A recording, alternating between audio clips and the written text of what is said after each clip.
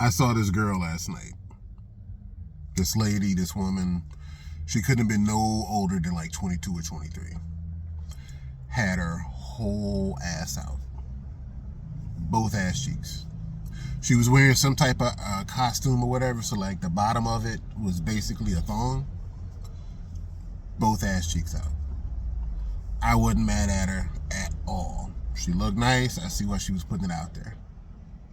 But what did pop into my head was, is that really how you want to be putting yourself out there? Is that your brand? Is that like really how you want to be known, what you want to be known for? Now, I'm not a woman, and I'm a Gen Xer. In my last years of my 40s, clock is ticking, so I know I have a little bit older perspective and a male perspective. But still, I don't know what goes through a woman's head. You should be able to wear what you want to wear. You should have the freedom to wear what you want to wear and not have people put their hands on you, not have people act negatively towards you, so on and so forth. But let's keep it real. Let's be real with it. You're marketing. You're putting yourself out there. So I don't know if she was coming from some type of production, if she was an actress, a performer, she had to wear that outfit. I'm going to go off of the assumption, get it, that it was leisure. She wanted to wear that outfit and she should be able to wear that outfit. The problem is that you start to brand yourself. And a lot of people don't think about how they brand themselves. Now, there's stereotypes, and sometimes stereotypes have some truth in them. But often stereotypes can be broken. But how you brand yourself is a little bit more real. It's a little bit more authentic because it's how you put yourself out there. It's how you carry yourself. It's how you present yourself to the world. Now, you got to think about this. This is deep. Think about this. Most people are not secretly holding some trump card, the ace of spades behind their back, ready to throw it out. Most people are not secretly holding on to some gem, some diamond that they don't want to put out there, and instead they're going to go ahead and deal with these clumps of clay. No. Most people generally are doing the best that they can with what they got. And so that's what they put out there. If you got a nice hand, you got a nice body, you look good, you got some money, you got some resources, if you put that out there, that's fine. Hey, sweet for you for being able to do that. But the thing is when you lead with the external, when you sell with the external, when you brand yourself with the external, you are hostage. You are hostage to whether or not you can keep that up, whether or not you can keep those appearances up, whether or not you can keep people's attention. And people's attention. I might have lost yours already. But when you are coming from the internal, when you're branding yourself, when your branding comes from depth, when it comes from what's inside, that's how you keep people. You reel people in with the external, usually, but you keep people with the internal. So all of that's related to your branding, to how you carry yourself, to how people see you, in the sense that this young lady, like I said, she looked good. I see why she was putting it out there. But the reality is you're not about to attract any dude of real depth putting yourself out there like that. The bridges, they don't line up. You are putting the visual, you are putting the external. So what you're going to get back, more than likely, is the visual and the external. And that's fine, but it's temporary. Our looks, our bodies, the people's attention, it's temporary. It's the stuff that really gets you here and really gets you here that keeps people for a lifetime. That keeps them, even in the business world, that keeps them customers. Anybody can come out with a new flashy, shiny package. Anybody can come up with some good slogan, some good logo. But how quality is the product? How good is the customer service? How great is the delivery? How does it make me feel? So a lot of people brand themselves in a way that they're not really aware of, or they're not really thinking about how it makes them look. So this woman, she looks good out here. But the type of dude, type of woman, type of person that she's going to attract is only going to be on a certain level, because that's all that she's putting out there. Now, maybe if you get to talk to her, you get to know her, you realize that there's much more there. There's much more beneath the surface than just what she was showing you. But like I said, most people don't secretly hold on to this trump card and just really. I could be a judge. I could be a federal judge, but instead I'm deciding to be a server at this restaurant because I don't feel like doing all the paperwork. No, that's not how it works. That's most definitely not how it works. Really, I could be a superstar rapper, but I don't feel like touring. I don't like traveling. So I'd rather just stay on the block. That's not how it works. So when people are putting something out there, especially when it's external,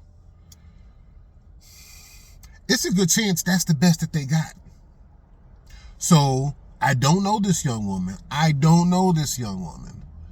But what I do know is that she looks good, and that's probably her leading selling point.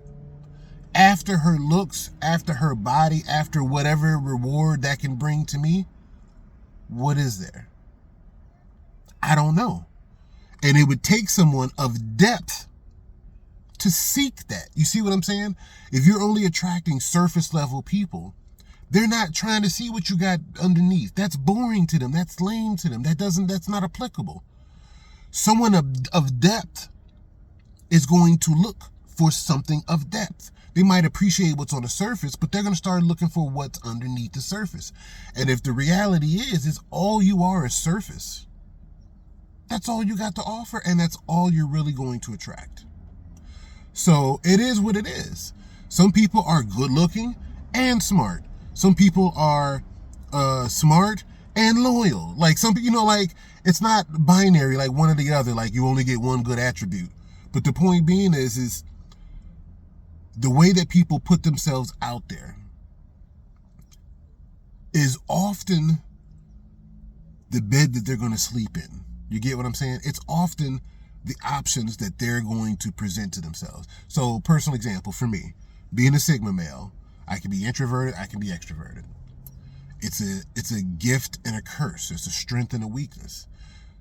But that's part of my branding because that's part of how I carry myself in the sense of I don't walk around going, I'm a Sigma male. No, but I am introverted and extroverted. I struggle with small talk. Oh, how you doing today? Oh, it's nice weather out and this and that. But we could have an in-depth, beautiful, hour-long conversation about anything. But it has to be authentic. It has to be authentic for me. For many Sigma males, it has to be authentic. So there are many times when people see me and they can't quite figure me out. They're not really sure what my angle is, and this really throws off certain alpha males.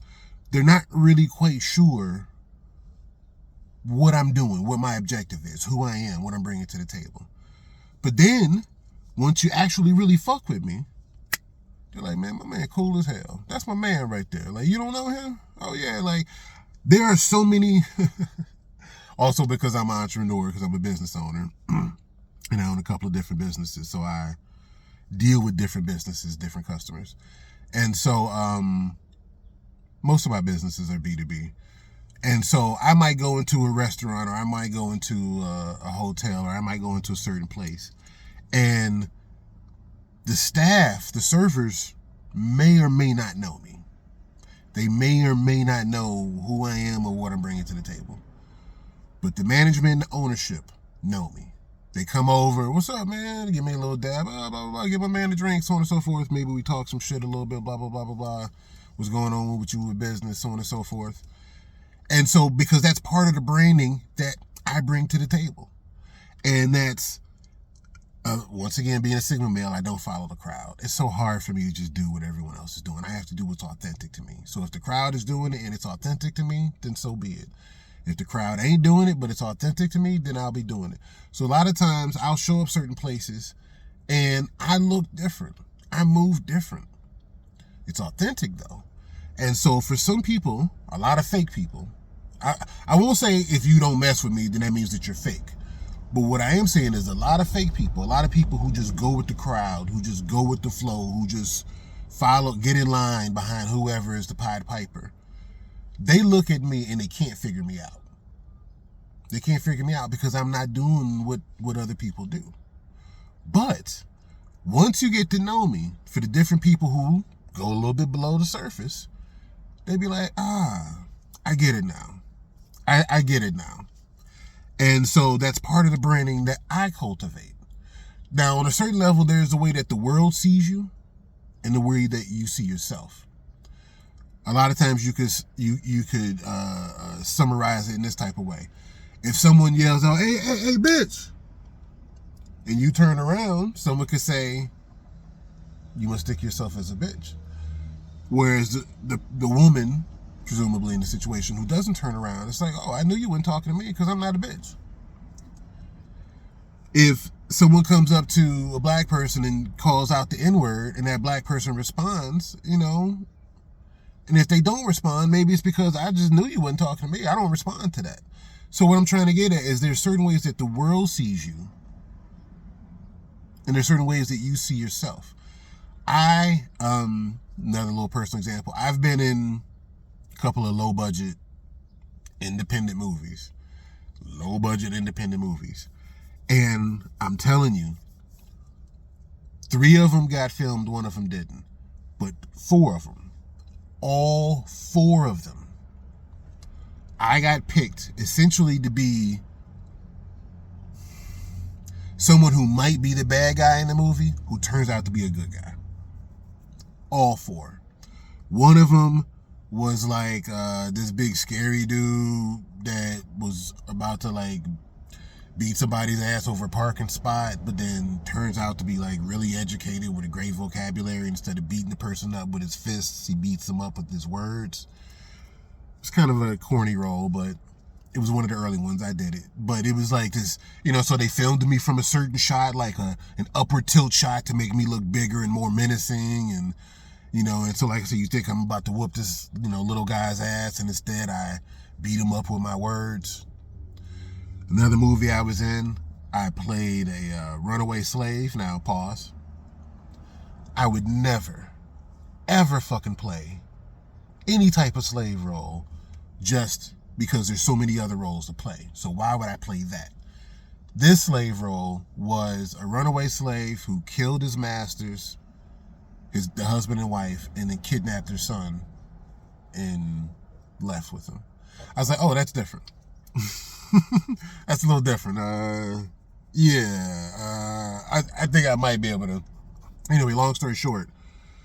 So in the movie, like at first it's kind of like, I even whipped my gun out on my adopted son, my kidnapped son, because he says the wrong thing to me. So in the whole movie, it's kind of like, oh, don't fuck with him. Like, you don't know what he's gonna bring to the table. And then there's a couple of key moments towards the end where it's like, oh, that was really, like, it just complete change. Another movie.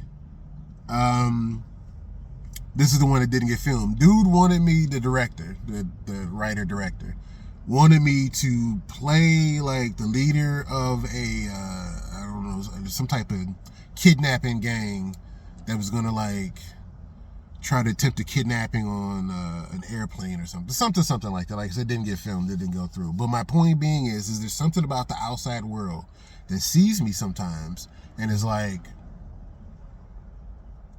I'm not sure about him. And then once you get to know me just a tad bit, you're like, no, he actually cool. Even if I still don't fuck with him, he actually cool though.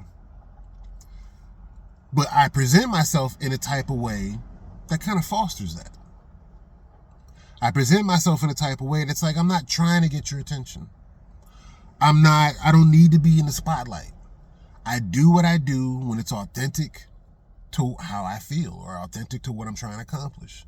And usually in that situation, people get to see a little bit below the surface and then they're like, oh, I see why you chill. Or I see why, you can switch on and off. But it's part of how you present yourself. So in this young lady, she presented herself visually, externally. Like I say, you go fishing with the external. You keep them in the bag with the internal. So when I see her, I don't know what's below the surface. It could be something miraculous and beautiful below the surface. But most people will never get to below the surface because they will just be stuck on the surface. They will just be stuck on either what they see or the external that you're selling. So you got to really, really think about your life objectives, the things that you're really, really trying to capture. A lot of women, a lot of men too, they put something out there external, and then they're never quite happy. They're never quite satisfied with what they receive because it doesn't line up. If you're a woman and you're going to all-star games, and you're going to different parties and different events and doing whatever you can do to get backstage to mess with these athletes, these entertainers, these celebrities, what makes you think any of them are going to marry you? What makes you think any of them are going to boo you up, wife you up? What makes, even if they got you pregnant, they got resources to deny it. They got resources to do much more scandalous stuff, and you're not the first person to come along their way. But that's what you want to put out there? Like, that's the... And then let's say you get this dude. Now this dude has... I used to say this to different girls that I would know who were really, really attractive, who would kind of chase certain men. I'd be like, boo, even if you get him, you got to understand that you would be 1 out of 3. And I'm being nice. It may be 1 out of 5, 1 out of 10. You'd be 1 out of 3. So just mathematically, your value, your nature has been divided by 3. You're a third as valuable as you think you are to that dude. So, but if that's what you put out there for yourself, if that's how you brand yourself as this type of dude's woman, then that's all you're going to attract, is that type of dude, or worse, a dude that's not as good, that's not as wealthy, not as good looking, you know what I'm saying, but still trying to be that. That's who you're going to attract. And all of the issues and problems that come with that. If you're a dude and you're out here trying to just get good looking women, there's a price for that. What does Big Sean say? Well, you got to read the fine print. So you put yourself out there, you dress in a certain way, driving a car, that looks a certain way, you make your house look a certain way, you live a certain lifestyle because you're trying to get these type of women. You're doing all the external. You're branding yourself externally, and you're going fishing. But what you bring back, more than likely, you're not going to want to keep, because it's not internal. All you got was the surface, and you use that up. Or like in that movie 7, Gen X movie. I think of it as a Gen X movie. That movie 7 where, the 7, not to spoil it for anybody who hasn't watched it, but, focused around the 7 deadly sins, one of them being vanity. And you got the one person that, like, they're so vain that they have some type of accident that changes how they look. They don't want to live anymore. They don't want to live anymore because they don't see, they don't feel, they don't perceive any value below the surface. It's either the surface level, it's either the external, or nothing. That's my value. I'm not holding no other cards. So you could be, how many times have you heard of, like, the person that's dressed up like a librarian and got these big, thick glasses on and this long, unattractive dress on or something, and then you finally take off the glasses and put them in a different outfit and, let down their hair or whatever, and they become this model. Sometimes that's true, sometimes that's not true. But what is true is that the value of that person, more than likely, wasn't in their looks. It wasn't in their looks, and that's why they didn't promote it. It's in below the surface. It's in who they are. And so they brand themselves in a certain way that's like, you got to come below the surface to see what's here. You got to walk through that door in order to know what's in here. You can't just see it from the outside. So going back to that young lady I saw from the outside. The outside looks nice, but it kind of, the reality is it kind of lets you know that there probably isn't much there yet below the surface. Like I said, she's young. So, she's only lived a certain amount of life. But it's like, still though, and that's why I'm going to make a video about this. Go check out some of my other stuff in the channel playlist. I'm going to make a video about this. That's part of the reason why a lot of younger women still mess with older dudes, and why a lot of older dudes still mess with younger women. Because the older dudes, they know that the external matters. They know that physical appearances matter. They know that what people see matters. But they also know that there's more to it. And so for someone who's younger, because they haven't had time necessarily to develop what's below the surface, they can only really put out there their youth. They can only really put out there the external.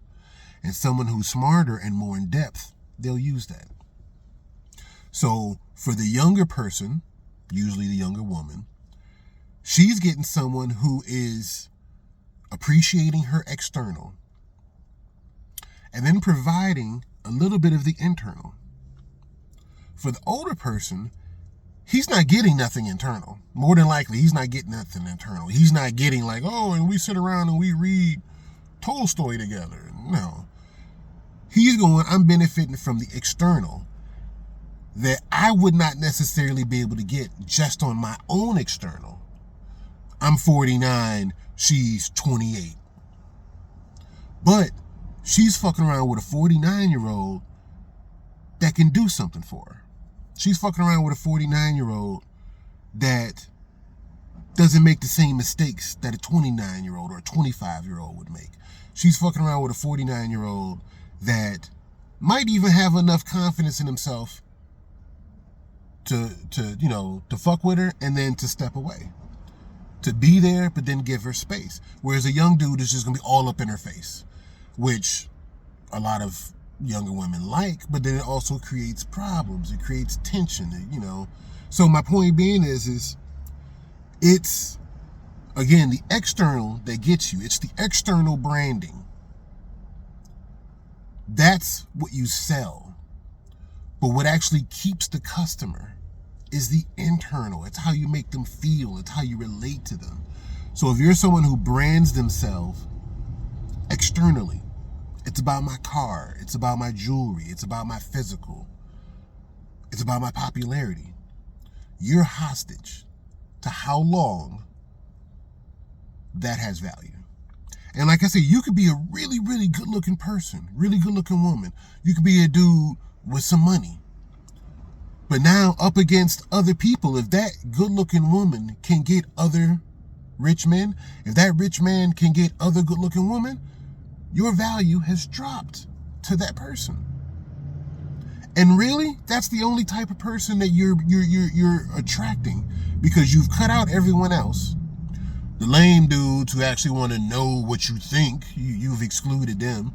Somebody who doesn't have money, or a woman who doesn't look the way that you want them to look, you've boxed yourself in to a particular type of branding that has a ticking clock to it, a clicking clock that has a ticking clock to it. But the best type of branding, the best type of self-esteem, the best type of way to carry yourself, and this is coming from a Sigma male, is to just be authentic. If you are someone who naturally is bubbly and friendly and outgoing, do that. Do that. Be the best you can at that. If you're someone who naturally only prefers to talk in groups of 3 or 4, doesn't really like to go out and be in crowds, doesn't really necessarily like to partake of these particular activities, do that. Authentically do you. There's too many sheep in this world. There's too many people who are just followers and they just do what they think works. But if you really, really think about yourself, if you really, really think about how you put yourself out there and your branding, if your branding is external, it's about how people actually literally see me, you're hostage. But if it's about what's inside, you can keep people much longer, much, with loyalty, with a real connection, and the people on other people just will not understand it. There are some people who don't really fuck with me, and that's fine. And there are some people who would swear up and down by me, and that's fine too, because it's all authentic. And that's the branding that your boy Diversified, that's what I try to bring to the table. And just one last little thing.